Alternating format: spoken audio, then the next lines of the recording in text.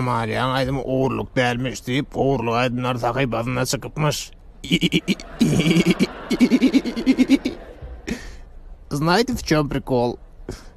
Брайдом уğurluk delmiş.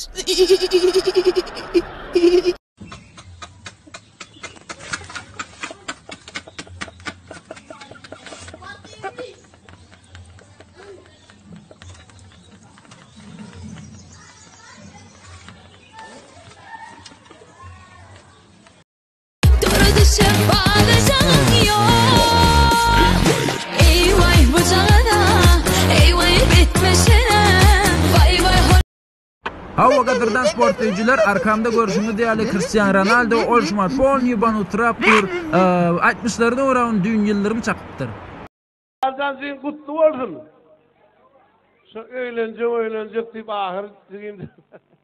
Bağıtın olsun diyeyim can. Bir oğudan gıyır teyipsin elbette oğudan gıyırı feymene münasibam pen. Men sen yanında kam. Bizim aramızdan inge de geçmez. Ey kusok, bize öyde yatacak deyip öldüm kıydılan ötüyün mü? Gel la piyi çelle, erkek efendim. Gel.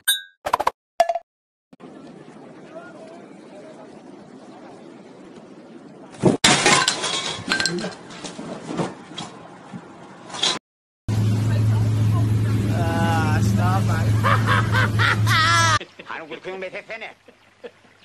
Men aşının yaltantı gülkün ömrüm eşten değerli. Kartını pul verip başlarını ödüңde ne akil duygun baştan esireyengel. Bu duygun dil bilen düşünürler yaller. Hasan'la bankamat şakırdatıp pul tanap başlarını yüreğin şu bankamadın şakırtısından meter saltırıp başlaya. Gözüne kerkeğinin akarlar. Gelmiş ama ole ole ole la ole ole ole la la ole ole ole. Bergin ver sana diyen bergin ver. Vah bile ağam bana da düşünmen kartıma geçen ok vah kartıma geçse mesele de el verecek.